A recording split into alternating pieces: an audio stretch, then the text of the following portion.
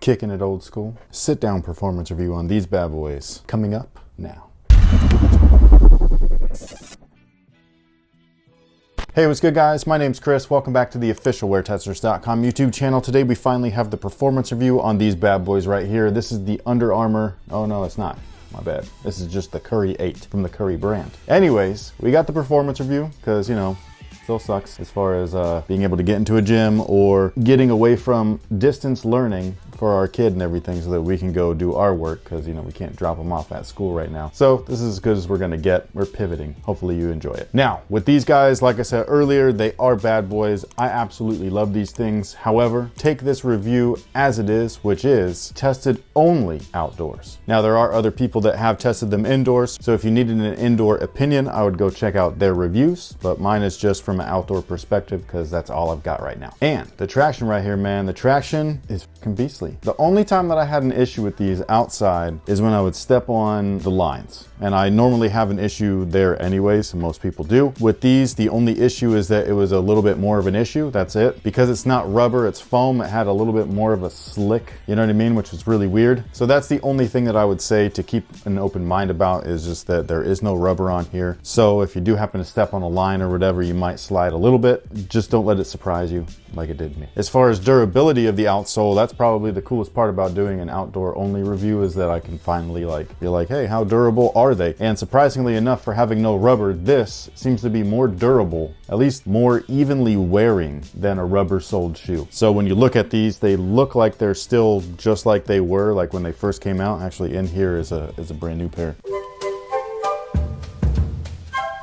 So yeah, they look almost the same. It's just that this one has ground down just a little bit, so it's not quite as like protruding out of the bottom of the shoe as the brand new pair. But again, everywhere where there is some wear, it's pretty freaking even, so I really like that. There are some areas in like my high wear or toe draggy areas where it's just kind of like chipping off or fraying. That's normal. That's something that I found. I apparently just do it. So like indoors, you don't notice it because it doesn't really wear away like that unless it's a really thin or soft setup. Outdoors, you definitely can see. That's, I think, the coolest thing about playing outdoors, besides just being able to, you know, test the durability of the shoe, which I normally can't do. But it's just being able to see like where your foot strikes are, where your high wear zones are and all of that stuff. So you can really see what your footwork is like. And you don't need a camera to be able to do it. You know what I mean? Like you don't have to film in a high frame rate and slow it down and be like, oh, he dragged there. No, you can see right here, like this is your evidence. You know what I mean? Your forensic file, if you will. She's into like weird murder shit right now. And I'm not with it. But if there was a murder on the court going on, this was the footsteps that I took to get there.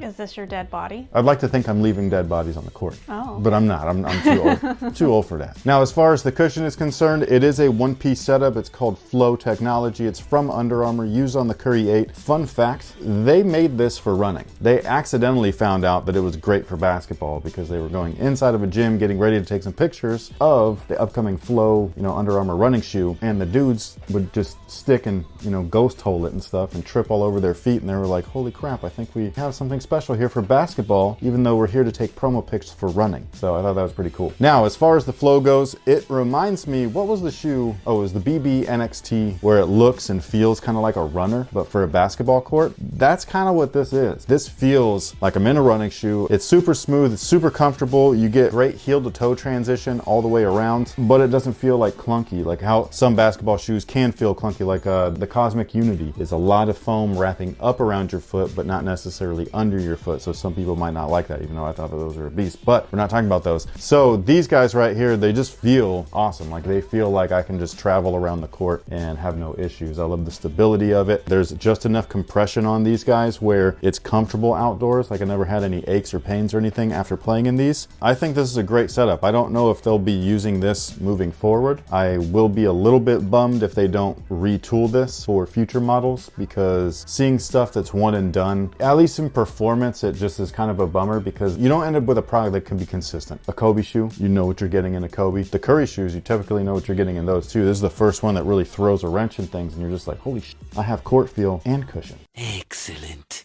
We don't normally have that with the Curry line. Now, is it the most amazing foam technology ever as far as comfort goes? No, but I mean, there's always room to be topped from everywhere. Touche.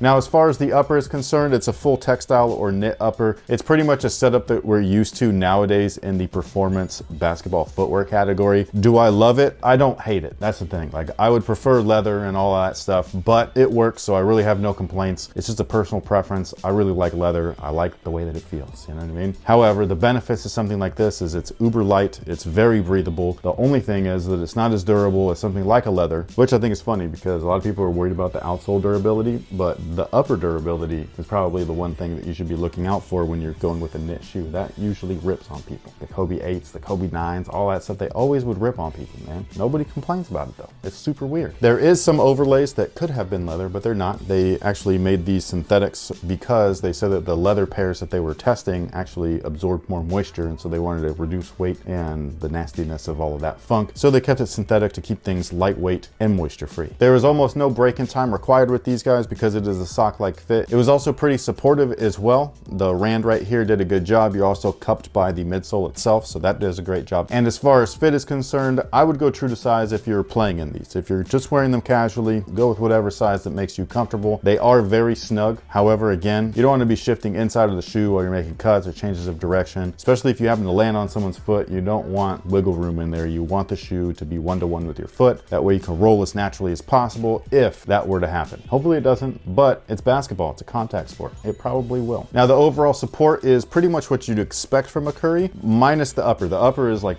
really lightweight compared to some of the past stuff, especially last year's the 7. The 7 had a lot of layers on it, had a lot of fuse. The upper felt very stiff, but very supportive. This guy's a little bit different where it's super lightweight, super stretchy, super airy up top. All the support pretty much is from the tooling from the bottom. You do have a shank plate right there. I have seen one picture online where something right here, I can't remember which side it was, but it ripped. The torsional plate ripped through, but I've only seen it once. I don't think it's anything to worry about really. And if it does happen, just return the fucking shoe. It's that simple. These are dope. And one of my favorite aspects about Curry's is the platform. You usually get a nice wide stable base. It's great for shooters, especially if you're a shooter that roams around on the court, so you're constantly moving in and out of screens, baseline to baseline, whatever it is, curling up top. You're always stable right here. You're easily able to plant and get into your stride for your shot. It's just a great setup all around. All right, so we've shown off these beauties like 3 different times now. Are you talking about this shoe? Yeah. Okay. We've had this colorway we've shown off. We've had that colorway. We've had the flow like butter. Obviously, I just called them beauties. I like the way that they look. Have you seen the little lilac one? No. Those are dope. But yeah, I think they look like a runner, and so it doesn't surprise me that they figured out the tooling could make an excellent on court. I think that that's a cool thing though, because I play with a lot of people that are very athletic that prefer running shoes over all else. Like, they refuse to play in a basketball shoe. I've noticed that when we've been at the parks lately, like there's a lot of kids out there wearing. Not just kids, like over at Lifetime and 24, this one particular guy at Lifetime, he would always play in these weird Asics, and he was springy and had hang time like nobody's business. And I'd be like, why are you wearing running shoes, man? And he was just like, basketball shoes just feel too restrictive. I don't feel like I can do what I want to do. So that's what brings me to where I was going with that is I didn't become a runner until I was an adult. So in high school, I ran in whatever I happened to have bought for school that year. So a lot of leather stuff probably, but as like a runner, I have never ran in a leather shoe. And so I think it's interesting that you guys still cling to leather being... Oh no, it's not you guys, it's mostly me. A lot of the new people like this stuff. So don't let me fool you. A lot of new hoopers prefer this stuff. They don't want what I want. Okay. They consider that retro. All right. Yeah, so I'm of a different breed. I guess, so we have another video that I'm not sure what order we're going in, but is a retro, but a performance shoe. And it's the Beefcake. It's completely covered. Hold on. Are we talking about that? Yes. Okay. When they came in, I was just like, why is this something? Well, they just tweaked those for performance because the new foams, like I was talking about that in a different video, I can't remember which one, about the foam cushions, about how foam is like way comfortable now. Yeah. And it didn't used to be. It's that brand specifically, like that's all that they were working with in the 90s, and we were always like, you need some air or something. Like, you need something, you know what I mean? So yeah. But I'm talking just about the upper. No, I know, but I'm just saying, like, to me, like the bottom felt like a brick. And that's the thing too, is like this shoe is hella light. They've gotten things to the point to where the bottom is so not bottom heavy. This is a really well-rounded weight distribution shoe. and it feels great, again, like a runner. It's just really interesting that something like this, or not like this, something like what you would wear, a running shoe, could be turned into something like this and it works. Actually, I can speak firsthand about this because last summer when we had put the hoop in, we would go on our runs and then we'd get back and you would start shooting around and I would be like, "You're ball girl." Usually I would just stay in my running shoes and and then one day as a joke, I was like, "Oh, Puma sent me those basketball shoes. I'm gonna go put them on and be all cute." The hardwoods. Yeah. And you were like, "How do you move in these things?" And they were just so clunky for me because they didn't bend in the right places that my runners do. That's my point though, is that it's weird for me because I have my preferences.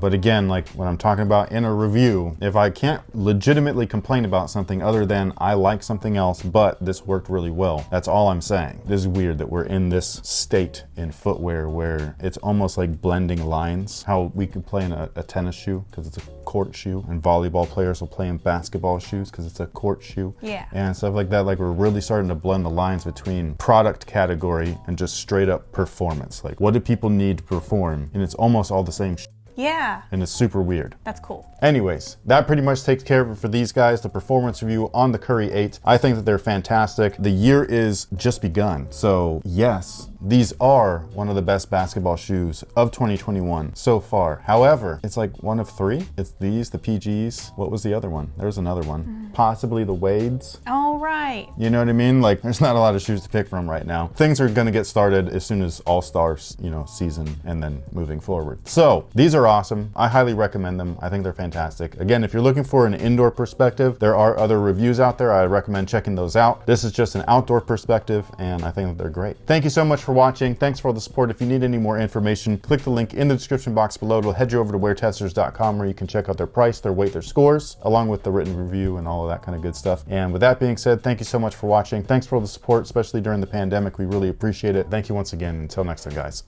Have a good one.